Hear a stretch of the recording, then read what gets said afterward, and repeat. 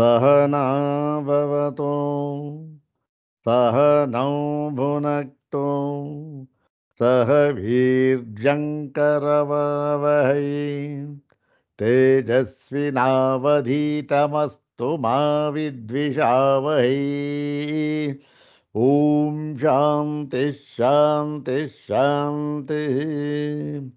ॐ नारायणं पद्मभुवं वसिष्ठं शक्तिं च तत्पुत्रपराशरं च व्यासं शुकं गौडपदं महान्तं गोविन्दयोगीन्द्रमथस्य शिष्यं श्रीशङ्कराचार्यमथस्य पद्मपादं च हस्तामलकं च शिष्यं तं तोटकं वार्तिककारमन्यान् अस्मद्गुरून् सन्ततमानतोऽस्मि शङ्करं शङ्कराचार्यं केशवं बादरायणं सूत्रभाष्यकृतौ वन्दे भगवन्तौ पुनः पुनः सूत्रभाष्यप्रणेतारौ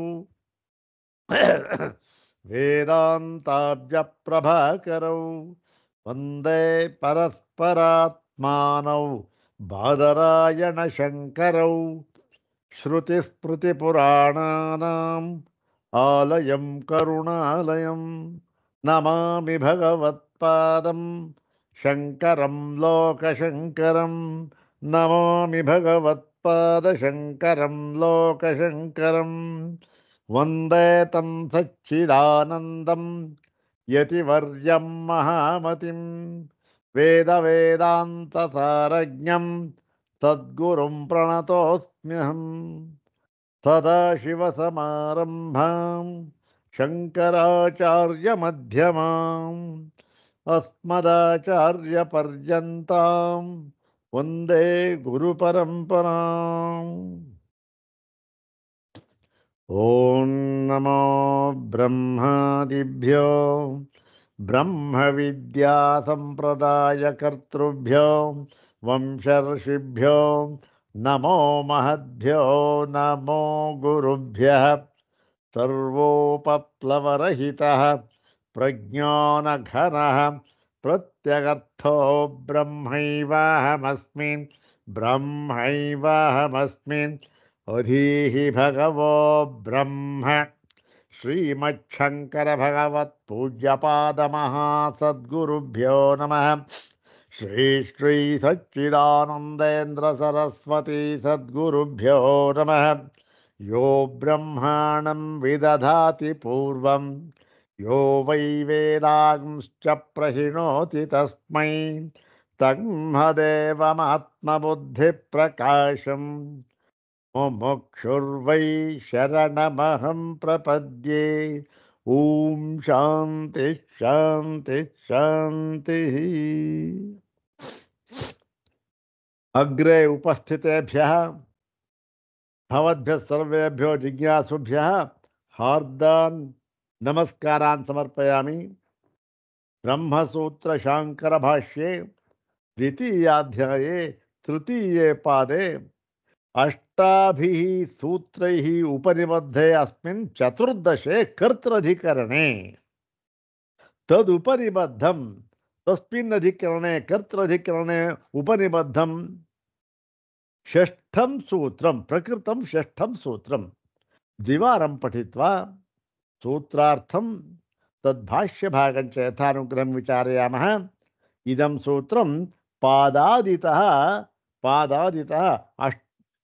अष्टात्रिंशं सूत्रं पादादितः अष्टात्रिंशं सूत्रं सर्वाग्रे शङ्करभगवत्पूज्यपादानां प्रशस्तिश्लोकमेकं पठित्वा तेषां पादारविन्दयोः शिरसा प्रणिपत्य अनुग्रहं च प्राप्य प्रकृतम् अष्टात्रिंशं सूत्रं तद्भाष्यभागं च यथाचार्यानुग्रहं विचारयामः। इदानीं भगवत्पादानां प्रशस्तिश्लोकमेकम् एकवारं पठामः द्विवारं पठामः। ॐ हरलीलावताराय ಶಂಕರಾಯ ವರೌಜಸೆ ವೈಕಲ್ಯಕಲನಾಕಲ್ಪತರವೇ ಗುರವೇ ನಮಃ. ಓಂ ಹರಲೀಲಾವತಾರಾಯ ಶಂಕರಾಯ ವರೌಜಸೆ ವೈಕಲ್ಯಕಲನಾಕಲ್ಪತರವೇ ಗುರವೇ ನಮಃ. अथ श्रीमच्छंकर भगवतः कृतौ शारीरकमीमांसा भाष्ये द्वितीये अविरोधाध्याये तृतीये पादे चतुर्दशम् अष्टसूत्रात्मकं कर्त्रधिकरणम् ओम कर्ता शास्त्रार्थवत्वात् ओम विहारोपदेशात् ओम उपादानात् ओम व्यपदेशाच्च क्रियायान्न चेन्निर्देश विपर्ययः ओम उपलब्धिवदनियमः ओम शक्ति विपर्ययात् ओम समाध्यभावाच्च इति अष्ट सूत्रम इदम अष्ट अष्टसूत्राणि तदुपनिबद्धानि अष्टसूत्राणि एकवारं पठित्वा इदानीं प्रकृतं तत्र तत्र षष्ठं सूत्रं प्रकृतं षष्ठं सूत्रं विचारयामः. अग्रे तावत् तत्सूत्रं द्विवारं पठामः. ओम शक्ति विपर्ययात् ओम शक्ति विपर्ययात्. इदं सूत्रं सप्तमं सूत्रमिति मन्ये. चिंता मास्तु. शक्ति विपर्ययात्. ಈ ಪ್ರಕರಣ ಜೀವನ ಕರ್ತೃತ್ವ ಇದೆಯಲ್ಲ, ಜೀವನ ಕರ್ತ ಭೋಕ್ತ ಅಂತಕ್ಕಂಥದ್ದು ಇದರ ವಿಚಾರವಾಗಿ ಬಂದಿರತಕ್ಕಂಥದ್ದು. ಇದನ್ನು ವಿಚಾರ ಮಾಡ್ತಾ ಇದ್ದಾರೆ. ಜೀವನು ಕರ್ತೃವೋ ಅಲ್ಲವೋ? ಸಿದ್ಧಾಂತಿಗಳು ಹೇಳ್ತಾ ಇದ್ದಾರೆ, ಇಲ್ಲಪ್ಪ, ಜೀವನು ಕರ್ತೃವಲ್ಲ. ಅರೆ, ಕರ್ತೃವಲ್ಲ ಅಂತ ಮತ್ತೆ ಇನ್ನೇನು ಸ್ವಾಮಿ? ಜೀವನು ಕರ್ತೃವಲ್ಲ. ಜೀವನಿಗೆ ಕರ್ತೃತ್ವ ಅಂತ ಬಂದಿರತಕ್ಕಂಥದ್ದು ಕೇವಲ ಯಾತರಿಂದ? ಉಪಾಧಿ ವಿಶೇಷದಿಂದ ಮಾತ್ರ ಅಷ್ಟೆ. ಜೀವತ್ವ ಅಂತಕ್ಕಂಥ ಉಪಾಧಿ, ಆ ಜೀವತ್ವ ಅಂತಕ್ಕಂಥ ಉಪಾಧಿ ಯಾತಕ್ಕೆ ಬಂದಿದೆ? ಜೀವನ ಪರಮಾರ್ಥ ಸ್ವರೂಪವನ್ನ ತಿಳಿದುಕೊಳ್ಳದಿರುವುದರಿಂದ ಅಷ್ಟೇ ತಾನೆ. ಇವಾಗ ಹಾವು ಅಂತ ಯಾತಕ್ಕೆ ತೋರ್ತಾ ಇದೆ? ಹಾವು ಅಂತ ಇದೆಯಲ್ಲ, ತೋರ್ತಾ ಇಲ್ಲ. ಆ ಕಾಲಕ್ಕೆ ಅದು ಇದ್ದೇ ಇದ್ದುಬಿಟ್ಟಿದೆ. ಯಾಕೆ ಅಂದರೆ ಆ ಹಾವಿನ ಬಗ್ಗೆ ಯಥಾರ್ಥವಾದ ಜ್ಞಾನ ಪರಿಜ್ಞಾನ ಇವನಿಗೆ ಇಲ್ಲ. ಆದ್ದರಿಂದ ಅವನಿಗೆ ಹೆದರ್ಕೊಂಡಿದ್ದಾನೆ, ಹಾವು ತಿಳ್ಕೊಂಡಿದ್ದಾನೆ. ಅದೇ ರೀತಿ ಜೀವತ್ವ, ಜೀವ, ಕರ್ತೃ ಭೋಕ್ತೃ ಎಲ್ಲ ಸಂಸಾರಿ ಅಂತ ತಿಳ್ಕೊಂಡಿದ್ದಾನಲ್ಲ, ಈ ಜೀವನಿಗೆ ಜೀವತ್ವ ಅಂತಕ್ಕಂಥದ್ದು ಯಾತಕ್ಕೆ ಬಂದಿದೆ ಗೊತ್ತೇನಪ್ಪ? ಜೀವನ ಪರಮಾರ್ಥ ಸ್ವರೂಪವನ್ನ, ಯಥಾರ್ಥ ಸ್ವರೂಪವನ್ನ ತಿಳಿದುಕೊಳ್ಳದಿರುವುದರಿಂದ. ಅಲ್ಲ ಸ್ವಾಮಿ, ಜೀವನಿಗೆ ಇನ್ನೊಂದು ಯಥಾರ್ಥ ಸ್ವರೂಪ ಅಂತ ಇದೆಯಾ? ಅವನೇ ಇದೇ ಯಥಾರ್ಥ ಸ್ವರೂಪ, ಅವನು ಸ್ವತಂತ್ರ ಅಂತ ಹೇಳ್ತಾ ಇದ್ದಾರೆ. ಹಾಗಾಗಿ ಏನಾಗಿದೆ, ಜೀವ ಎಂದಿಗೂ ಕೂಡ ತಪ್ಪು ತಿಳುವಳಿಕೆಯೂ ಇಲ್ಲ ಅವನ ಮೇಲೆ. ಮತ್ತೆ ಅವನು ಈ ಒಂದು ಪರಮಾತ್ಮನಿಗಿಂತ ಯಾವತ್ತೂ ಕೂಡ ಅವನು ಬೇರೆಯಾಗಿ ಸ್ವತಂತ್ರನಾಗಿಯೇ ಇದ್ದಾನೆ ಹೊರತು ಅವನು ಒಂದಾಗಿರುವುದಿಲ್ಲ. ಮತ್ತೆ ಯಾತಕ್ಕೆ? ಇದು ಅನುಭವದಲ್ಲಿದೆ, ಮತ್ತೆ ನೋಡ್ತಾ ಇದ್ದೇವಲ್ಲ ಅಂತ ಹೇಳ್ತಾ ಇದ್ದಾರಲ್ಲ. ಆ ಪ್ರಕರಣದಲ್ಲಿ ಈಗ ಒಂದು 6 ಯಾವುದನ್ನು ಕರೆಕ್ಟ್ 6 ಸೂತ್ರಗಳನ್ನು ಆ ಪೂರ್ವ ಪಕ್ಷ ಸೂತ್ರಗಳನ್ನು ಹೇಳಿದ್ದಾಯಿತು. ಸಂಖ್ಯೆ ಸ್ವಲ್ಪ ವ್ಯತ್ಯಾಸವಾಯಿತು ಅಂತ ಕಾಣುತ್ತೆ. ಇರಲಿ, ಪರವಾಗಿಲ್ಲ. ಇದು 6ನೇ ಸೂತ್ರವೇ, ಇದು ಕರೆಕ್ಟ್. 6ನೇ ಸೂತ್ರ ಇದು. ಆ ಅಧಿಕರಣದಲ್ಲಿ 6ನೇ ಸೂತ್ರ ಶಕ್ತಿ ವಿಪರ್ಯಯ ಅಂತಕ್ಕಂಥದ್ದು. ಮತ್ತೆ ಹೇಳಿದ್ದಾರೆ ಏನು, ಜೀವನ ಕರ್ತೃತ್ವವನ್ನ ಮತ್ತು ಇದು ಒಂದು ಕಾರಣದಿಂದ, ಈ ಕಾರಣದಿಂದಲೂ ಕೂಡ ಜೀವನು ಕರ್ತೃವಾಗಿದ್ದಾನೆ. ಜೀವನಿಗೆ ಕರ್ತೃತ್ವ ಅಂತಕ್ಕಂಥದ್ದು ಏನದು, ಅದೇ ಪರಮಾರ್ಥ ಸ್ವಾಮಿ. ಅದಕ್ಕೆ ನಾವು ಅವನ ಪರಮಾರ್ಥ ಸ್ವರೂಪ ತಿಳ್ಕೊಳ್ಬೇಕಾದ್ದಿಲ್ಲ. ಹಾವು ಅಂತಕ್ಕಂಥದ್ದು ಪರಮಾರ್ಥ ಸ್ವರೂಪ ತಿಳ್ಕೊಳ್ಬೇಕು. ಹಾವು ನಿಜವಾಗಲೂ ಇದ್ದೇ ಬಿಟ್ಟಿದೆ ಅಂತಕ್ಕಂಥ ವಾದ ಇವೊಂದು. ಅದರಲ್ಲಿ ಇನ್ನೊಂದು ಕಾರಣದಿಂದಲೂ, ಈ ಕಾರಣದಿಂದಲೂ ಕೂಡ ಜೀವನು ಕರ್ತೃವಾಗಿದ್ದಾನೆ ಅಂತ ಹೇಳ್ತಾ ಇದ್ದಾರೆ. ಆ ಅಧಿಕರಣದಲ್ಲಿ 6ನೇ ಸೂತ್ರ ಇದು. ಇದು ಎಲ್ಲ ಪೂರ್ವ ಪಕ್ಷ ಸೂತ್ರ. ಇದು ಜೀವನು ಕರ್ತೃವಾಗಿದ್ದಾನೆ ಅಂತ ಇಲ್ಲಿ ಯಾವುದನ್ನು ಸಿದ್ಧ ಮಾಡ್ತಾ ಇದ್ದಾರೋ ಇದು ಪೂರ್ವ ಪಕ್ಷ. ಇದು ಮುಂದೆ ಸಿದ್ಧ ಅಂತ ಹೇಳ್ತಾರೆ. ನೋಡೋಣ. ಓಂ ಶಕ್ತಿ ವಿಪರ್ಯಯಾತ್, ಓಂ ಶಕ್ತಿ ವಿಪರ್ಯಯಾತ್, ಶಕ್ತಿ ವಿಪರ್ಯಯಾತ್ ಇತಿ ಏಕಪದಾತ್ಮಕಮಿದಂ ಸೂತ್ರಂ. ಇದ್ರ ಒಂದೇ ಒಂದು ಪದ ಇರತಕ್ಕಂಥದ್ದು. ಶಕ್ತಿ ವಿಪರ್ಯಯಾತ್ ಒಂದೇ ಪದ. ಶಕ್ತೇಹೇ ವಿಪರ್ಯಯಾತ್ ಅಂದರೆ ಈ ಶಕ್ತಿಯ ವಿಪರ್ಯಯ ಅಂದರೆ ಒಂದಕ್ಕೊಂದು ವಿರುದ್ಧ ಇದೆಯಲ್ಲ. ಅದರಿಂದ ಏನು ಶಕ್ತಿ, ಯಾವುದು ವಿರುದ್ಧ ಆಯಿತು ಅಂತಕ್ಕಂಥದ್ದಿಗೆ ಸ್ವಲ್ಪ ನಾವು ಒಂದೆರಡು ಪದ ಸೇರಿಸ್ಕೊಳ್ಬೇಕಾಗುತ್ತೆ. ನೋಡಿ, ಯದಿ ಜೀವ ನ ಕರ್ತ ಸ್ಯಾತ್.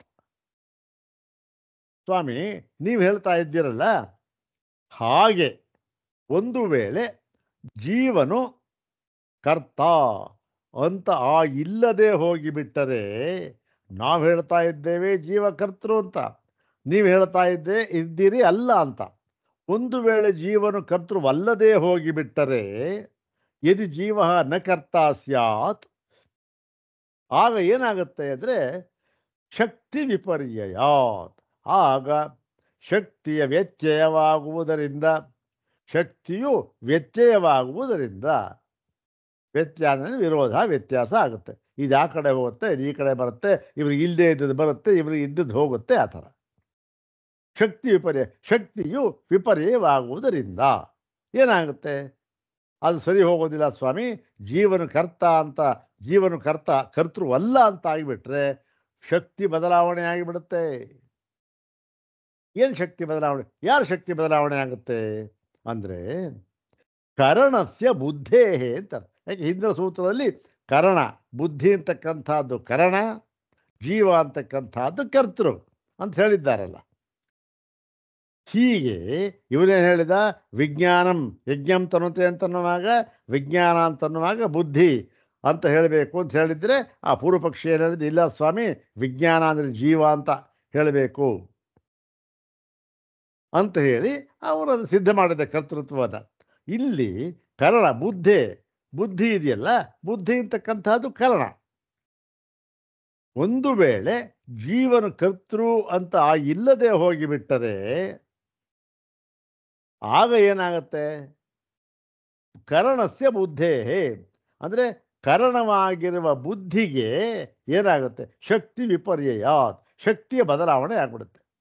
ಏನಾಗುತ್ತೆ, ಆ ಜೀವನ ಒಂದು ಶಕ್ತಿ ಇವರಿಗೆ ಬಂದ್ಬಿಡುತ್ತೆ, ಮತ್ತು ಇವರಿಗೆ ಇರ್ತಕ್ಕಂಥ ಶಕ್ತಿ ಇರೋದಿಲ್ಲ. ಜೀವನ ಶಕ್ತಿ ಇವರ ಶಕ್ತಿ ವಿಪರ್ಯಯ ಆಗ್ಬಿಡುತ್ತೆ. ಜೀವನಿಗೂ ಮತ್ತು ಬುದ್ಧಿಗೂ ವಿಪರ್ಯಯ.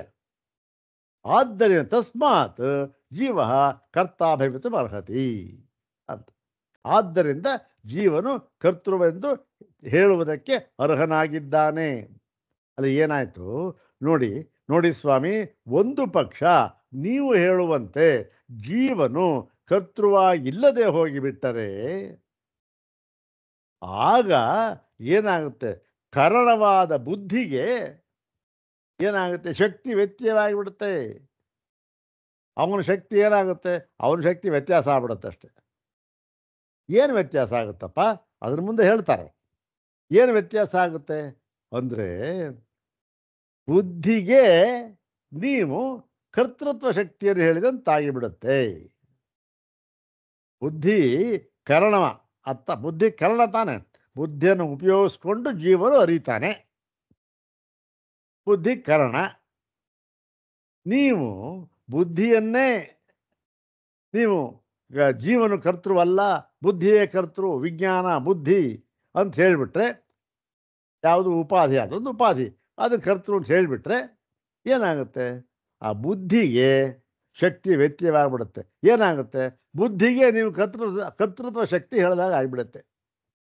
ಅವನೇ ಕರ್ತೃ ಆಗ್ಬಿಡ್ತಾನೆ. ಆದ್ದರಿಂದ ಬುದ್ಧಿಗೆ ಎಲ್ಲಾದರೂ ಕೂಡ ಕರ್ತೃತ್ವ ಶಕ್ತಿಯನ್ನು ಹೇಳುವುದಕ್ಕಾಗುತ್ತಾ? ಆಗೋದಿಲ್ಲ. ಬುದ್ಧಿ ಏನಾಗುತ್ತೆ? ನಿಶ್ಚಯ ಮಾಡುತ್ತಷ್ಟೇ, ಅದು ಇನ್ನೇನು ಮಾಡೋದಿಲ್ಲ. ಮತ್ತು ಮಾಡ್ತಕ್ಕಂಥ ಅದನ್ನು ಮಾಡೋ ಕ್ರಿಯೆ ಯಾರಿಗಿದೆ? ಅದು ಕ್ರಿಯೆಯ ಕರ್ತೃತ್ವ ಯಾರಿಗಿದೆ? ಜೀವನಿಗಿರ್ತಕ್ಕಂಥದ್ದು. ಹಾಗಾಗಿ ಜೀವನ ಕರ್ತೃ ಎನ್ನುವುದಕ್ಕೆ ತಕ್ಕವನಾಗಿದ್ದಾನೆ. ಜೀವ ಕರ್ತಾ ಭವಿತು ಅರ್ಹತಿ ಅಂತ ಒಂದು ಕಾರಣ ಇದು. ನೋಡೋಣ 149ನೇ ಭಾಷೆಗಳ ಇತಶ್ಚ ವಿಜ್ಞಾನ ವ್ಯತಿರಿಕ್ತೋ ಜೀವ ಕರ್ತಾ ಭವಿತು ಅರ್ಹತಿ. ಈ ಕಾರಣದಿಂದಲೂ ಕೂಡ ಅಸ್ಮಾದಪಿ ಕಾರಣಾತ್ ವಿಜ್ಞಾನ ವ್ಯತಿರಿಕ್ತೋ ಜೀವ. ವಿಜ್ಞಾನ ವ್ಯತಿರಿಕ್ತ ಇತ್ಯುಕ್ತೆ ಬುದ್ಧಿ ವ್ಯತಿರಿಕ್ತ. ಬುದ್ಧಿಗಿಂತ ಬೇರೆಯಾಗಿರತಕ್ಕಂತಹ ಜೀವನು. ಯಾಕೆ? ಬುದ್ಧಿ ಕರಣ, ಜೀವ ಕರ್ತೃ. ಹೌದ್ ತಾನೆ? ಈ ಬುದ್ಧಿಗಿಂತ ಬೇರೆಯಾಗಿರ್ತಕ್ಕಂಥ ಜೀವನು ಕರ್ತಾ ಭವಿತು ಅರ್ಹತಿ, ಕರ್ತೃ ಎಂದು ಹೇಳುವುದಕ್ಕೆ ತಕ್ಕವನಾಗಿದ್ದಾನೆ. ಯಾವುದರಿಂದ? ಈ ಕಾರಣದಿಂದಲೂ ಕೂಡ. ನೀವು ಹೇಳುವ ಹಾಗೆ ಜೀವನು ಅಕರ್ತೃ ಅಂತ ಹೇಳೋದಕ್ಕೆ ಸಾಧ್ಯವೇ ಇಲ್ಲ ಸ್ವಾಮಿ. ನೋಡಿ, ಇನ್ನೂ ಒಂದು ಕಾರಣ ಕೊಡ್ತಾ ಇದ್ದೇವೆ ನಾವು. ಈ ಕಾರಣ ಏನದು ಅಂತಾರೆ, ಯದಿ ಪುನಃ ವಿಜ್ಞಾನ ಅಲ್ಲ, ವಿಜ್ಞಾನ ಅಂತ. ಯದಿ ಪುನಃ ವಿಜ್ಞಾನ ಶಬ್ದವಾಚ್ಯ ಬುದ್ಧಿರೇವ ಕರ್ತ್ರಿ ಸ್ಯಾತ್. ನೋಡಿ ಸ್ವಾಮಿ, ನೀವು ಹೇಳುವ ಹಾಗೆ ಯದಿ ಪುನಃ ವಿಜ್ಞಾನ ಶಬ್ದವಾಚ್ಯ ಬುದ್ಧಿ. ವಿಜ್ಞಾನ ಅಂತಂದ್ರೆ ಏನರ್ಥ ಮಾಡಿದ್ರಿ ನೀವು? ಬುದ್ಧಿ ಅಂತ ಹೇಳಿದ್ರಿ. ವಿಜ್ಞಾನ ಎಂಬ ಶಬ್ದಕ್ಕೆ ವಾಚ್ಯವಾಗಿರುವ ಬುದ್ಧಿಯನ್ನೇ ನೀವು ಕರ್ತೃ ಅಂತ ಹೇಳಿಬಿಟ್ಟರೆ, ಬುದ್ಧಿ ಅಂತಂದಾಗ ಸ್ತ್ರೀಲಿಂಗ. ಸಂಸ್ಕೃತದಲ್ಲಿ ಬುದ್ಧಿ ಹೇಳೋ ಕರ್ತ್ರಿ ಅಂತ ಹೇಳಬೇಕು, ಕನ್ನಡದಲ್ಲಿ ಪರವಾಗಿಲ್ಲ, ಕರ್ತೃ ಅಂತ ಹೇಳ್ಬೋದು, ಪರವಾಗಿಲ್ಲ. ಬುದ್ಧಿರೇವ ಕರ್ತ್ರಿ ಸ್ಯಾತ್. ಬುದ್ಧಿಯನ್ನೇ ನೀವು ಕರ್ತೃ ಎಂದು ಹೇಳಿಬಿಟ್ಟರೆ ಆಗ ಏನಾಗುತ್ತೆ? ತತಃ ಅದರಿಂದ ಏನಾಗುತ್ತೆ? ಶಕ್ತಿ ವಿಪರ್ಯಯ ಸ್ಯಾತ್. ಶಕ್ತಿ ವ್ಯತ್ಯಾಸವಾಗಿ ಬಿಡಬಹುದು, ಶಕ್ತಿ ವಿರುದ್ಧವಾಗಿ ತೋರಬಹುದು. ಏನು ವಿರುದ್ಧವಾಗಿ ತೋರುತ್ತೆ? ಯಾರ ಶಕ್ತಿ? ಬುದ್ಧಿಗೆ ವ್ಯತ್ಯಾಸವಾಗಿ ತೋರುತ್ತೆ ಶಕ್ತಿ ಅಂದರೆ. ಬುದ್ಧಿ ಶಕ್ತಿ ವ್ಯತ್ಯಾಸ ಹೇಗೆ? ಶಕ್ತಿ ಅಂದರೆ ಕರಣಶಕ್ತಿ ಬುದ್ಧೇ ಹೀಯೇತ. ಬುದ್ಧಿಯಿಂದ ಈ ಬುದ್ಧಿಯ ಕರಣಶಕ್ತಿ ಇದೆಯಲ್ಲ, ಬುದ್ಧಿಯನ್ನು ಕರಣ ತಾನೆ. ಬುದ್ಧಿಯಿಂದ ಇವನು ತಿಳಿಯುತ್ತಾನೆ, ಅರಿಯುತ್ತಾನೆ. ಅರಿಬೇಕಾದ್ರೆ ಬುದ್ಧಿ ಬೇಕಲ್ಲ, ಅವ ಬುದ್ಧಿ ಕರಣ ಆಯಿತು. ಈ ಕರಣ ಅಂತಕ್ಕಂಥದ್ದು ಬುದ್ಧಿಗಿರ್ತಕ್ಕಂಥ ಶಕ್ತಿ. ಆ ಶಕ್ತಿಯನ್ನು ಉಳ್ಳದ, ಕರಣಶಕ್ತಿಯನ್ನು ಉಳ್ಳದ್ದಾಗಿದೆ ಬುದ್ಧಿ. ಆ ಕರಣಶಕ್ತಿ ಇದೆಯಲ್ಲ, ಅದು ಹೀಯೇತ, ಅದು ಹೋಗಿಬಿಡುತ್ತದೆ. ಹೇಗಾದರೆ, ನೀವು ಒಂದು ವೇಳೆ ಈ ಒಂದು ವಿಜ್ಞಾನ ಶಬ್ದಕ್ಕೆ ಬುದ್ಧಿ ಅಂತ ಅರ್ಥ ಮಾಡಿ, ಈ ಒಂದು ಜೀವ ಅಂತ ಇದ್ದಾನಲ್ಲ ಅವನು ಅಕರ್ತೃ ಅಂತ ಹೇಳೋದಾದರೆ ಏನಾಗುತ್ತೆ? ಆ ಕರಣಶಕ್ತಿ ಇದೆಯಲ್ಲ ಬುದ್ಧಿಗೆ, ಆ ಕರಣಶಕ್ತಿಯು ಹೋಗಿಬಿಡುತ್ತದೆ. ಮತ್ತು ಕರ್ತೃಶಕ್ತಿಶ್ಚ ಆಪದ್ಯೇತ. ಕರಣಶಕ್ತಿ ಹೋಗಿಬಿಡುತ್ತೆ, ಮತ್ತೆ ಕರ್ತೃತ್ವ ಶಕ್ತಿ ಬಂದುಬಿಡುತ್ತೆ. ಕರ್ತೃತ್ವ ಅಂತ ಬೇಕಾದ್ರೆ ಹೇಳ್ಬೋದು, ಏನು ತೊಂದರೆ ಇಲ್ಲ. ಕರ್ತೃತ್ವ ಶಕ್ತಿ ಆಪದ್ಯೇತ. ಯಾಕೆ? ಬುದ್ಧಿ ಏನಾಗುತ್ತೆ? ಬುದ್ಧಿ ಜೀವ ಒಂದು ಅಂತಾಗ್ಬಿಟ್ರೆ ಏನಾಗುತ್ತೆ? ಆವಾಗ ಜೀವನ ಕರ್ತೃ ಅಂತ, ಬುದ್ಧಿಯು ಕರ್ತೃ ಅಂತ ಆಗ್ಬಿಡುತ್ತೆ. ಮತ್ತೆ ಬುದ್ಧಿಗೆ ಕರಣ ಶಕ್ತಿ ಇದೆಯಲ್ಲ ಹೋಗಿಬಿಡುತ್ತೆ. ಆವಾಗ ಏನು? ಕರಣ ಅಂತಕ್ಕಂಥದ್ದು ಇರೋದೇ ಇಲ್ಲ. ಹಾಗಾಗ್ಬಿಟ್ಟು ಏನಾಗುತ್ತೆ ಮುಂದೆ ಸತ್ಯಾಂಚ ಬುದ್ಧೇ ಕರ್ತೃಶಕ್ತವು ತಸ್ಯಾಹ ಏವ ಅಹಂ ಪ್ರತ್ಯಯ ವಿಷಯತ್ವಂ ಅಭ್ಯುಪಗಂತವ್ಯಂ. ಅಲ್ಲಯ್ಯ, ಬುದ್ಧಿಗೆ ಕರ್ತೃತ್ವ ಬರಲಿ ಬಿಡು, ಏನಾಗುತ್ತೆ ಅಂದರೆ ಎಲ್ಲಾರು ಉಂಟಾ ಸ್ವಾಮಿ?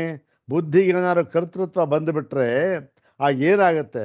ಪ್ರತಿಯೊಬ್ಬರೂ ಕೂಡ ಏನಾಗುತ್ತೆ, ನಾನು ಮಾಡ್ತೇನೆ, ನಾನು ಮುಟ್ಟುತ್ತೇನೆ ಅಂದಾಗ ನಾನು ಎಂಬ ಶಬ್ದಕ್ಕೆ, ಅಹಂ ಪ್ರತ್ಯಯಕ್ಕೆ ಈ ಒಂದು ಬುದ್ಧಿ ಏನಾಗ್ಬಿಡುತ್ತೆ?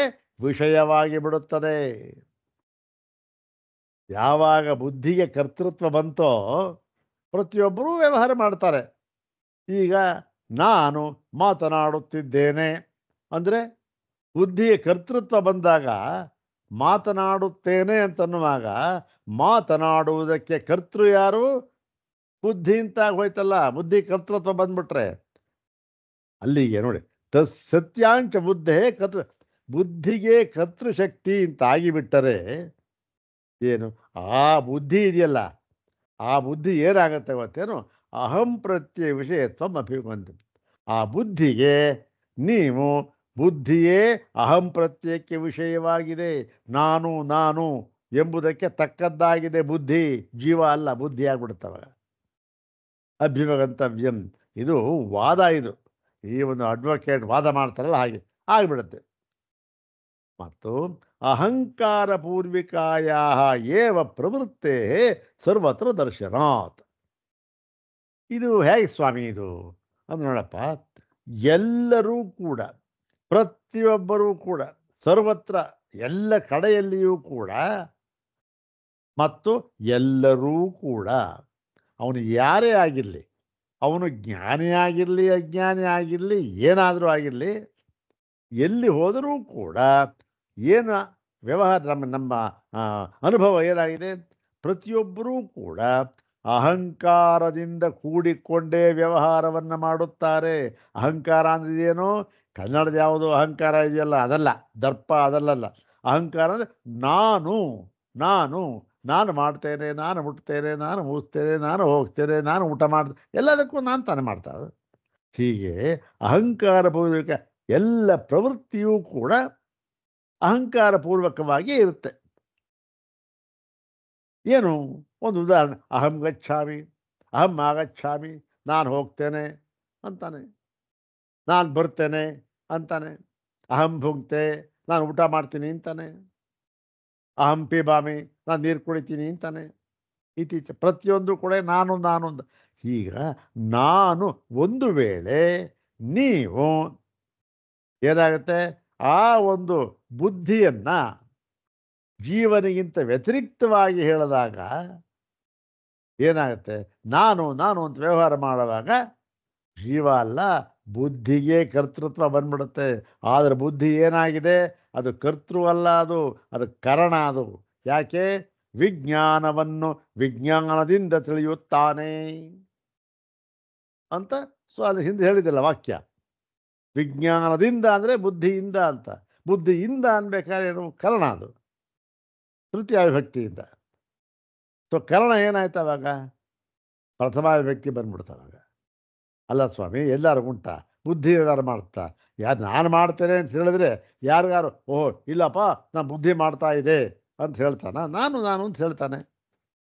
ಮತ್ತು ತಸ್ಯಾಶ್ಚ ಕರ್ತೃಶಕ್ತಿಯುಕ್ತಾಯ ಸರ್ವಾರ್ಥಕಾರಿ ಕರಣಂ ಅನ್ಯತ್ ಕಲ್ಪಯಿತವ್ಯಂ. ಈಗ ಬುದ್ಧಿಯೇ ಕರ್ತೃ ಅಂತ ಆಗಿಬಿಟ್ರೆ ಏನಿವಾಗ ಅಂದರೆ, ಒಬ್ಬ ಕರ್ತೃ ಇಂಥ ಕ್ರಿಯೆಯನ್ನು ಮಾಡ್ತಾನೆ ಅಂತ ಹೇಳಿದ್ರೆ ಆ ಕರ್ತೃವಿಗೆ ಕರಣ ಬೇಕಲ್ವ ಸ್ವಾಮಿ? ಸಾಧನ ಇಲ್ಲದೆ ಇದ್ರೆ ಏನು ಮಾಡ್ತಾನೆ ಅವನು? ಏನು ಮಾಡೋಕ್ಕಾಗೋದಿಲ್ಲ. ಈಗ ನೀವು ಕಾರಣವಾಗಿರತಕ್ಕಂಥ ಬುದ್ಧಿಯನ್ನೇ ಕರ್ತೃ ಅಂತ ಹೇಳಿಬಿಟ್ರೆ ಆ ಕರ್ತೃವೇ ಎಲ್ಲಕ್ಕೂ ಕಾರಣನಾಗಿದ್ದಾನೆ ಅಂತ ಹೇಳಿದ್ರೆ ಅವನು ಕಾರಣನಾಗುವುದಕ್ಕೆ ಅವನು ಸಾಧನ ಬೇಕಲ್ಲ, ಅವನು ಸಾಧನ ಬೇಕಲ್ಲ, ಇನ್ಸ್ಟ್ರೂಮೆಂಟ್ ಅನ್ನೋದು ಬೇಕಲ್ಲ. ಆಗ ಅವನಿಗೆ ಇನ್ನೊಂದು ಸಾಧನವನ್ನು ಹೇಳಬೇಕಾಗುತ್ತೆ, ಇನ್ನೊಂದು ಇನ್ಸ್ಟ್ರೂಮೆಂಟ್. ಏನು ಕರಣವನ್ನು ಹೇಳಬೇಕಾಗತ್ತೆ. ಬುದ್ಧಿ ಕರಣ.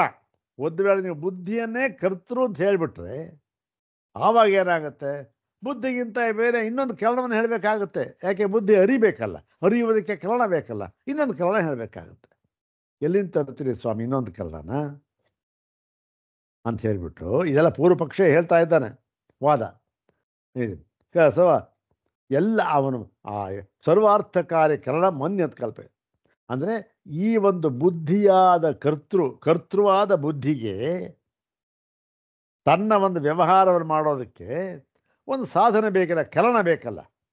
ಎಲ್ಲ ಪ್ರಯೋಜನವನ್ನು ಮಾಡಿಕೊಡೋದಕ್ಕೆ ಬೇಕಾದಂಥ ಒಂದು ಕರಣ, ಅದನ್ನು ಇನ್ನೊಂದು ಬೇರೆಯಾಗಿ ಒಂದು ಕರಣ ಕಲ್ಪನೆ ಮಾಡ್ಕೋಬೇಕಾಗತ್ತೆ. ಯಾಕೆಂದರೆ ಬುದ್ಧಿ ಕರಣ ಆಗಿತ್ತು, ಅದು ಶಕ್ತಿ ವಿಪರ್ಯ ಆಗೋಯ್ತು. ಕರಣ ಶಕ್ತಿ ಹೋಗ್ಬಿಡ್ತು, ಕರ್ತೃ ಶಕ್ತಿ ಬಂದ್ಬಿಡ್ತು. ಅದಕ್ಕೆ ನಿಮ್ಮ ವಾದದ ಪ್ರಕಾರ ಏನು ಸ್ವಾಮಿ, ಯಾರು ಒಪ್ತಕ್ಕಂಥ ಮಾತಾ ಇದು ಅಂತ ಹೇಳ್ಬಿಟ್ಟ. ಮತ್ತು ಹೋಗಲಿ, ಇನ್ನೊಂದು ಕರಣ ಯಾಕಯ್ಯ ಬೇಕು ಅಂತ ಹೇಳ್ತೀರಾ ನೀವು? ಹೇಗೆ ಸ್ವಾಮಿ ಆಗುತ್ತೆ? ಎಂತಹವನೇ ಆಗಿದ್ದರೂ ಕೂಡ ನೋಡಿ ಹೇಳ್ತಾರೆ, ಶಕ್ತೋಪಿ ಹಿ ಸನ್ ಕರ್ತ ಕರಣಂ ಉಪಾದಾಯ ಕ್ರಿಯಾಸು ಪ್ರವರ್ತಮಾನೋ ದೃಶ್ಯತ ಇತಿ. ಕರ್ತ ಶಕ್ತೋಪಿ ಸನ್, ಕರ್ತನು ಒಬ್ಬ ಕರ್ತೃ ಅಂತಿದ್ದಾನೆ, ಬುದ್ಧಿ ಕರ್ತೃ. ಅವನು ಬುದ್ಧಿ ಎಷ್ಟೇ ಶಕ್ತಿಯುತವಾಗಿದ್ದರೂ ಕೂಡ, ಎಷ್ಟು ಶಕ್ತಿಯುತವಾಗಿದೆ ಇದ್ದರೂ ಕೂಡ ಏನಾಗುತ್ತೆ, ಅದಕ್ಕೆ ಕರಣಂ ಉಪಾದಾಯ ಅಂದರೆ ಇನ್ನೊಂದು ಕರಣವನ್ನು ಸ್ವೀಕರಿಸಿ ಕ್ರಿಯಾಸು ಪ್ರವರ್ತಮಾನೋ ದೃಶ್ಯತೆ, ಅದು ಕ್ರಿಯೆಯಲ್ಲಿ ತೊಡಗುತ್ತೆ. ಕರ್ತೃ ಕ್ರಿಯೆಯಲ್ಲಿ ತೊಡಗಬೇಕಾದರೆ ಆ ಕರ್ತೃ ಎಷ್ಟೇ ಸಮರ್ಥವಾಗಿದ್ದರೂ ಕೂಡ, ಎಷ್ಟೇ ಪ್ರಬಲವಾಗಿದ್ದರೂ ಕೂಡ ಏನಾಗುತ್ತೆ, ಕರಣ ಇಲ್ಲದೆ ಹೋಗಿಬಿಟ್ರೆ ಏನು ಮಾಡೋಕ್ಕಾಗೋದಿಲ್ಲ. ಕರಣವನ್ನು ಸ್ವೀಕಾರ ಮಾಡಿಯೇ ಅದು ತನ್ನ ಕ್ರಿಯೆಯನ್ನು ನೆರವೇರಿಸಬೇಕು, ಕರ್ತೃ ಎಷ್ಟೇ ಶಕ್ತಿಯುಳ್ಳದ್ದಾಗಿರಲಿ. ಆದ್ದರಿಂದ ನೀವು ಬುದ್ಧಿಯನ್ನೇ ಕರ್ತೃ ಅಂತ ಹೇಳಿಬಿಟ್ರೆ ಅದಕ್ಕೆ ಅದರ ಕ್ರಿಯೆಗೋಸ್ಕರ ಇನ್ನೊಂದು ಕರಣವನ್ನು ನೀವು ಕಲ್ಪಿಸಿಕೊಳ್ಳಬೇಕು. ಹಾಗಾಗಿ ಏನಾಗುತ್ತೆ, ತತಶ್ಚ ಸಂಜ್ಞಾ ಮಾತ್ರ ವಿವಾದ ಸ್ಯಾತ್. ಆವಾಗ ಏನಾಗುತ್ತೆ, ಒಂದು ಕರಣ ಬೇಕೇ ಬೇಕು ಅಂತ ಆಯಿತು. ಆ ಬೇಕೇ ಬೇಕು ಅಂತಾದಾಗ ನೀನು ಹೇಳ್ತಾ ಇದ್ದೀಯೇ ಬುದ್ಧಿಗಿಂತ ಬೇರೆಯಾಗಿ ಇನ್ನೊಂದು ಕರಣ ಬೇಕು ಅಂತ, ನಾವು ಹೇಳ್ತಾ ಇದ್ದೇವೆ ಬುದ್ಧಿಯೇ ಕರಣ ಅಂತ. ಹಾಗಾಗಿ ಕೇವಲ ಸಂಜ್ಞೆ, ಹೆಸರಿನಲ್ಲಿ ಮಾತ್ರ ವ್ಯತ್ಯಾಸವಿದೆಯೇ ಹೊರತು ವ್ಯಾಪಾರದಲ್ಲಿ ಏನೂ ವ್ಯತ್ಯಾಸವಿಲ್ಲ.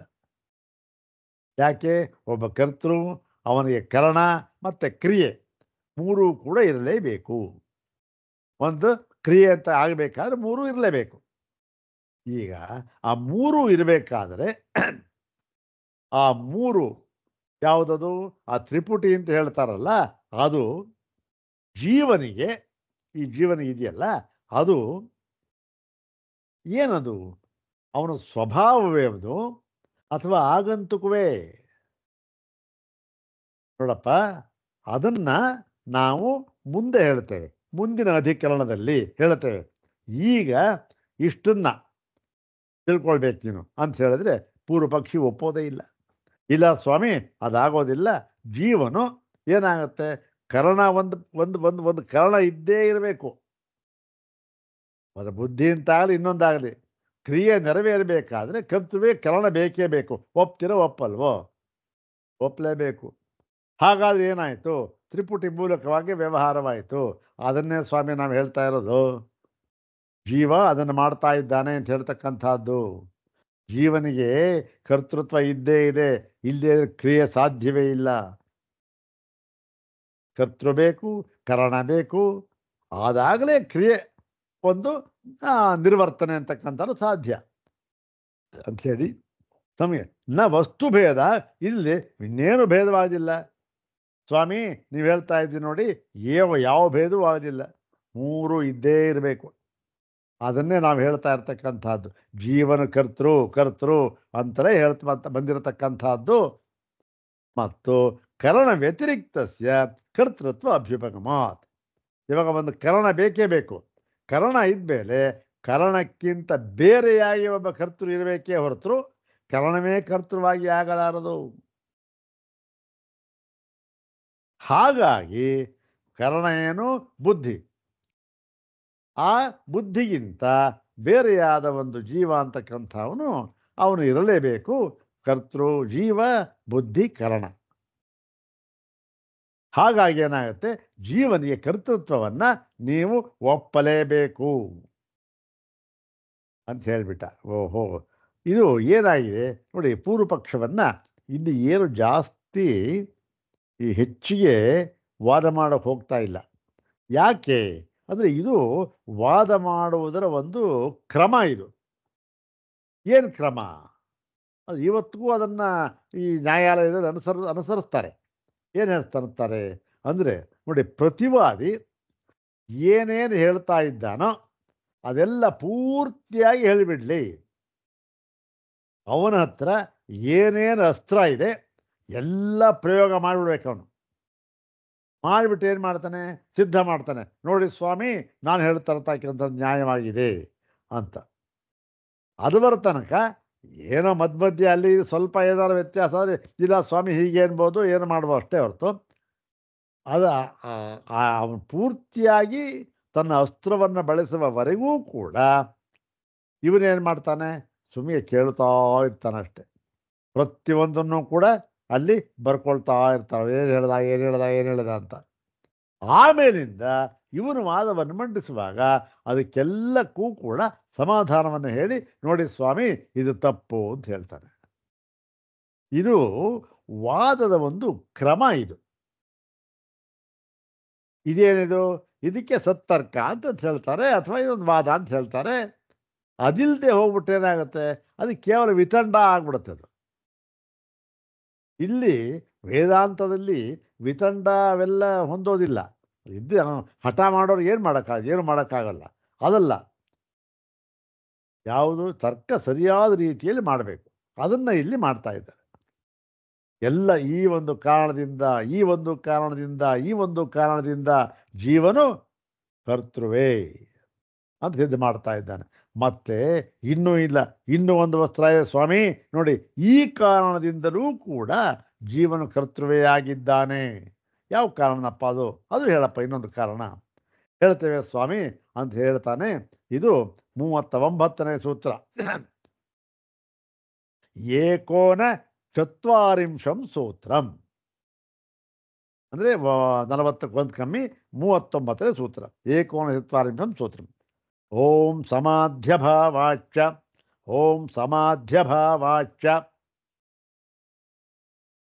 ಸಮಾಧ್ಯಭಾವಾತ್ ಚ ಇತಿ ದ್ವಿಪದಾತ್ಮಕಮಿದಂ ಸೂತ್ರಂ. ಸಮಾಧ್ಯಭಾವಾಚ್ ಸಮಾಧೀನಾಂ ಅಭಾವಾತ್. ಒಂದೇ ಪದ, ಸಮಸ್ತ ಪದ, ಷಷ್ಠಿ ತತ್ಪುರುಷ ಸಮಾಸ. ಸಮಾಧ್ಯಭಾವಾತ್ ಚ ಇತಿ ದ್ವಿಪದಾತ್ಮಕಮಿದಂ ಸೂತ್ರಂ. ಇದಕ್ಕೆ ಅನ್ವಯ ಮಾಡ್ಕೋಬೇಕಾದ್ರೆ ಸ್ವಲ್ಪ ಅದನ್ನು ಹಿಂದಿನ ಸಂದರ್ಭ ಸೇರಿಸ್ಕೋಬೇಕಷ್ಟೆ. ಈ ಸೂತ್ರ ಯಾತಕ್ಕೆ ಹೇಳ್ತಾನೆ ನೋಡಿ ಸ್ವಾಮಿ, ಮತ್ತು ಒಂದು ಕಾರಣದಿಂದ ಚ ಅಂತ ಇದೆ. ಸಮಾಧ್ಯಭಾವಾಚ, ಚ ಅಂದರೆ ಅಪಿಚ, ಮತ್ತು ಕೂಡ ಸಮಾಧ್ಯಭಾವಾತ್ ಸಮಾಧೀನಾಂ ಅಭಾವಾತ್. ಸಮಾಧೀನಾಂ ಅಭಾವಾತ್ ಕಿಂ ಭವತಿ ಇತ್ಯುಕ್ತೆ ಜೀವಸ್ಯ ಕರ್ತೃತ್ವಂ ಸಿದ್ಧ್ಯತೆ. ಇದೆ ಸ್ವಾಮಿ, ಸಮಾಧಿಗಳ ಅಭಾವದಿಂದಲೂ ಕೂಡ, ಸಮಾಧಿ ಇಲ್ಲವಾಗಿ ಬಿಡುವುದರಿಂದಲೂ ಕೂಡ ಏನಾಗುತ್ತೆ, ಜೀವನ ಕರ್ತೃತ್ವ ಅಂತಕ್ಕಂಥದ್ದೇ ನಿಲ್ಲುತ್ತೆ. ಅದೇ ಅಂತ ಪೂರ್ವ ಪಕ್ಷ ಸೂತ್ರ. ಈ ಸಮಾಧಿ ಅಂತಂದರೆ ಏನು ಅಂತ ಅದನ್ನೆಲ್ಲ ಭಾಷೆಯಲ್ಲಿ ಹೇಳ್ತಾರೆ. ಸಮಾಧಿ ಅಂತಂದರೆ ಏನು ಅಂತಂದರೆ, ಇಲ್ಲಿ ಧಾರಣ, ಧ್ಯಾನ, ಸಮಾಧಿ ಇವುಗಳನ್ನು ಒಟ್ಟು ಮೂರನ್ನೂ ಕೂಡ ಸಮಾಧಿ ಅಂತ ಕರೆದಿದ್ದಾರೆ. ಇದು ಯಾವುದಕ್ಕೆ ಸಂಬಂಧಪಟ್ಟಿದ್ದು? ಯೋಗ ದರ್ಶನಕ್ಕೆ ಸಂಬಂಧಪಟ್ಟಿದ್ದಿದು. ಹೀಗಾಗಿ ಸಮಾಧಿಗಳ ಅಭಾವವಿರುವುದರಿಂದ ಏನಾಗುತ್ತೆ, ಜೀವಸ್ಯ ಕರ್ತೃತ್ವಂ ಸಿದ್ಧ್ಯತಿ ಅಂತ. ನೋಡೋಣ ಏನು ಅಂತಂತ. 150ನೇ ಭಾಷ್ಯಭಾಗ. ಯೋಪಿ ಅಯಂ ಔಪನಿಷದಾತ್ಮ ಪ್ರತಿಪತ್ತಿ ಪ್ರಯೋಜನ ಸಮಾಧಿ ಉಪದಿಷ್ಟ ವೇದಾಂತೇಶು. ನೋಡಿ, ಈ ಔಪನಿಷದ ಆತ್ಮ ಪ್ರತಿಪತ್ತಿ ಪ್ರಯೋಜನ ಅಂದರೆ ಉಪನಿಷತ್ತುಗಳಲ್ಲಿ ಪ್ರತಿಪಾದ್ಯವಾಗಿರುವ ಆತ್ಮನನ್ನು ತಿಳಿದುಕೊಳ್ಳುವುದು ಎಂಬ ಪ್ರಯೋಜನ. ಅದಕ್ಕಾಗಿ ಏನು ಹೇಳಿದ್ದಾರೆ ಉಪನಿಷತ್ತಿನಲ್ಲಿ? ಸಮಾಧಿಯನ್ನು ಹೇಳಿದ್ದಾರೆ ಅಂಥೇಳಿ. ಯಾತಕ್ಕೆ ಸಮಾಧಿ ಹೇಳೋದು ಅಂತಂದರೆ, ಉಪನಿಷತ್ತಿನಲ್ಲಿ ಪ್ರತಿಪಾದ್ಯವಾಗಿರತಕ್ಕಂತಹ ಆ ತತ್ವ ಇದೆಯಲ್ಲ, ಪರಮಾರ್ಥ ತತ್ವ, ಆ ಪುರುಷ ತತ್ವ, ಬ್ರಹ್ಮತತ್ವ, ಅದನ್ನು ತಿಳಿದುಕೊಳ್ಳುವುದಕ್ಕೋಸ್ಕರ ಏನು ಈ ಒಂದು ಸಮಾಧಿಯನ್ನು ಹೇಳಿದ್ದಾರೆ. ಇದು ಉಪನಿಷತ್ತುಗಳಲ್ಲಿ ಬಂದಿದೆ. ಏನು ಸಮಾಧಿನಪ್ಪ ಅದು? ಸಮಾಧಿ ಅಂದ್ರೆ ಏನು ನೋಡಿ ಸ್ವಾಮಿ. ಸಮಾಧಿ ಅಂತಂದರೆ ನೋಡಿ, ಉಪನಿಷತ್ತಿನಲ್ಲಿ ಬೃಹದಾರಣ್ಯಕದಲ್ಲಿ ಆತ್ಮಾವಾರೇ ದ್ರಷ್ಟವ್ಯ ಅಂತ ಹೇಳಿದ್ದಾರೆ. ಅಂದರೆ ಆತ್ಮ ವೈ, ಆತ್ಮನೇ ಅಂತ ಅಂದರೆ ಏವ ಅಂತ. ಅರೇ ಅಂದರೆ ಏನು? ಅರೇ ಅಂದರೆ ಪ್ರಿಯೆ ಅಂತ. ಅರೇ ಮೈತ್ರೇಯಿ, ಆತ್ಮ ವಾ ದೃಷ್ಟ, ಆತ್ಮ ಏವ ದೃಷ್ಟ, ಆತ್ಮನನ್ನೇ ಕಾಣಬೇಕು ಅಂತ ಹೇಳಿದ್ರು. ಇದೇನಿದು? ಮುಂದೆ ಹೇಳ್ತಾರೆ, ಇದು ಯಾವುದಿದು? ಧಾರಣೆ. ಮತ್ತೆ ಇನ್ನೊಂದು ಕಡೆ ಹೇಳ್ತಾರೆ ಮುಂದುವರೆದು, ಇಲ್ಲಿ ಇನ್ನೊಂದು ಆತ್ಮಾವಾರೇ ದ್ರಷ್ಟವ್ಯ ಶ್ರೋತವ್ಯೋ ಮಂತವ್ಯೋ ನಿಧ್ಯಾಸಿತವ್ಯ ಇದೆಯಲ್ಲ, ಇದು ಧಾರಣ ಅಂತಕ್ಕಂಥದ್ದು. ಮತ್ತೆ ಛಾಂದೋಗ್ಯದಲ್ಲಿ ಬರುತ್ತೆ, ಸೋನ್ವೇಷ್ಟವ್ಯ ಸವಿಜಿಜ್ಞಾಸಿತವ್ಯ, ಅವನನ್ನೇ ಹುಡುಕಬೇಕು, ಅವನನ್ನೇ ಕಂಡುಕೊಳ್ಳಬೇಕು, ಅವನನ್ನೇ ತಿಳಿಯಬೇಕು ಅಂತ ಇದೆಯಲ್ಲ. ಇದೇನಿದು? ಇದು ಧ್ಯಾನ. ಮತ್ತೆ ಓಮಿತ್ಯೇವಂ ಧ್ಯಾಯತ ಆತ್ಮಾನಂ ಇತ್ಯೇವಂ ಲಕ್ಷಣ ಸೋಪಿ ಅಸತಿ ಆತ್ಮನಃ ಕರ್ತೃತ್ವೇ ನೋಪಪದ್ಯೇತ. ಇವೆಲ್ಲ ಇದೆಯಲ್ಲ, ಇದು ಸಮಾಧಿ ಇದು ಅಂಥೇಳಿ ಈ ಒಂದು ಧ್ಯಾನ, ಧಾರಣ, ಧ್ಯಾನ ಮತ್ತು ಸಮಾಧಿ ಇವುಗಳನ್ನು ಹೇಳಿದ್ದಾರೆ.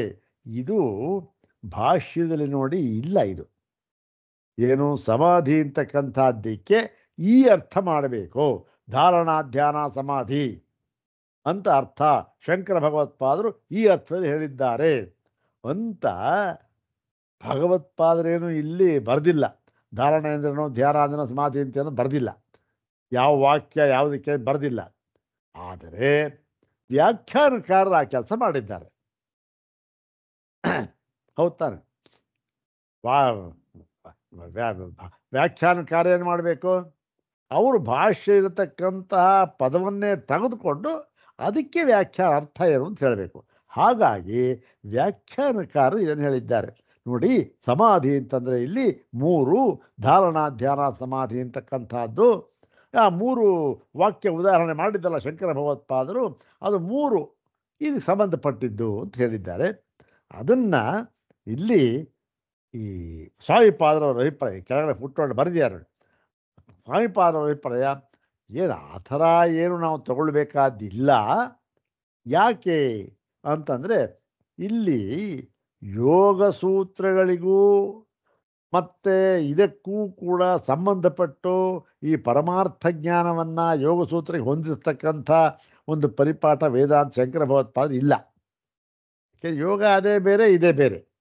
ಆದರೆ ಇಲ್ಲಿ ಅದನ್ನು ತರದೇನೆ ಏನು ಸಮಾಧಿ ಅಂತಂದರೆ ಒಂದು ಕ್ರಿಯೆ ಅಂತ ಅಷ್ಟಕ್ಕೆ ಮಾಡಿದ ಸಮಾನವಾದ ಅರ್ಥ ಮಾಡಿಬಿಟ್ಟು ಸಾಕು ಅಂತ ಹೇಳಿದ್ದಾರೆ. ಹಾಗಾಗಿ ಪರವಾಗಿಲ್ಲ ಅಂತ ದೊಡ್ಡ ವಿಚಾರವಲ್ಲ ಇದು. ಮತ್ತೇನು ಹೀಗೆ ಇದೆಲ್ಲವೇನು ದ್ರಷ್ಟವ್ಯ ಶ್ರೋತವ್ಯ ಮಂತವ್ಯ ಧ್ಯಾಸಿತವ್ಯ ಸೋನ್ವೇಷ್ಟವ್ಯ ವಿಜಿಜ್ಞಾಸಿತವ್ಯ ಓಂ ಇತ್ಯೇವಂ ಧ್ಯಾಯಥ ಆತ್ಮಾನಂ ಇತ್ಯೇವಂ ಲಕ್ಷಣ. ಯಾವುದಿವೆಲ್ಲ ಏನು? ಇದು ಸಮಾಧಿ. ಇವೆಲ್ಲ ಇದೇ ಸಮಾಧಿ. ಮೂರು ಉದಾಹರಣೆ ಕೊಟ್ಟಿದ್ದಾರೆ ಅಷ್ಟೇ. ಇದು ಇತ್ಯೇವಂ ಲಕ್ಷಣ. ಸೋಪಿ ಅಸತಿ. ಇವು 3 ಇಲ್ಲದೆ ಹೋಗಿಬಿಟ್ಟರೆ ಅಂದರೆ ಸಮಾಧಿ ಮೂರು ಅಂತ ವ್ಯಾಖ್ಯಾನಕಾರ ಹೇಳಿದ್ದಾರೆ. ಭಾಷ್ಯಕಾರರು ಒಂದು ಸಮಾಧಿ. ಈ ಸಮಾಧಿ ಇಲ್ಲದೆ ಹೋಗಿಬಿಟ್ಟರೆ ಸೋಪಿ ಅಸತಿ ಏನಾಗುತ್ತೆ? ಆತ್ಮನ ಕರ್ತೃತ್ವೇ ನೋಪಪದ್ಯೇತ. ಅವಾಗ ಏನಾಗುತ್ತೆ? ಯಾರೊಬ್ಬನಿಗೂ ಕೂಡ ಕರ್ತೃತ್ವ ಇರೋದಿಲ್ಲ. ಅಲ್ಲ ಸ್ವಾಮಿ, ಆತ್ಮಾವರೇ ದ್ರಷ್ಟವ್ಯ ಅಂತ ಹೇಳಿದ್ರು. ಆತ್ಮನೇ ಕಂಡುಕೊಳ್ಳಬೇಕು ಅಂತ ಹೇಳಿದ್ರು. ಯಾರು ಕಂಡುಕೊಳ್ಬೇಕು? ಯಾರು ಕಂಡುಕೊಳ್ಬೇಕು? ನಾನು. ಅಲ್ಲಿಗೇನಾಯಿತು? ನೀವು ಇದನ್ನೆಲ್ಲ ಈ ಒಂದು ಲಕ್ಷಣ ಇಲ್ಲ ಅಂತ ಹೇಳಿಬಿಟ್ರೆ ಆವಾಗ ಕರ್ತೃತ್ವ ಇಲ್ಲ ಅಂತ ಆಗ್ಬಿಡ್ತು ಅಷ್ಟೆ. ಕರ್ತೃತ್ವನ ಇಲ್ಲ ಹೋಗ್ಬಿಡ್ತು. ಆದ್ದರಿಂದ ಎಲ್ಲರೂ ಉಂಟಾಯಿತು. ಕರ್ತೃತ್ವನೇ ಕಳೆದು ಬಿಟ್ರೆ ಹೇಳೋರು ಯಾರು? ಮಾಡೋರು ಯಾರು? ಆದ್ದರಿಂದ ಇದು ಹೊಂದೋದಿಲ್ಲ. ತಸ್ಮಾದಪಿ ಅಸ್ಯ ಕರ್ತೃತ್ವ ಸಿದ್ಧಿ. ತಸ್ಮಾತ್ ತಸ್ಮಾತ್ ಅಂದರೆ ಇತೋಪಿ ಅಂತಂದೆ. ಈ ಕಾರಣದಿಂದಲೂ ಕೂಡ ಅಸ್ಯ ಅಂದ್ರೇನು? ಅಸ್ಯ ಜೀವಸ್ಯ ಕರ್ತೃತ್ವ ಸಿದ್ಧಿ. ಕರ್ತೃತ್ವವು ಸಿದ್ಧವಾಗುತ್ತದೆ. ಇಲ್ಲಿ ಇಂದು ಹೇಳಿ ಇದು 8ನೇ ಇದ್ರ ಕೊನೆಯ ಸೂತ್ರ ಇದು ಸಮಾಧ್ಯವಾಚ ಅಂತ. ಇದಿಷ್ಟು ಕೂಡ ಪೂರ್ವ ಪಕ್ಷ ಅಧಿಕರಣ. ಇಷ್ಟೂ ಕೂಡ ಹೇಳ್ದ. ಹೀಗೆ ಹೇಳ್ತಿದ್ದಾರೆ ಭಗವತ್ಪಾದರು, ನೋಡಪ್ಪ ಇನ್ನೇನಾದರೂ ಇದ್ರೆ ನಿನ್ನ ಸಮರ್ಥನೆಗಾಗಿ ಹೇಳಿಬಿಡು. ಯಾಕೆ? ಜೀವನು ಕರ್ತೃವಾಗಿದ್ದಾನೆ ಅಂತ ತರ ನಿನ್ನ ವಾದ.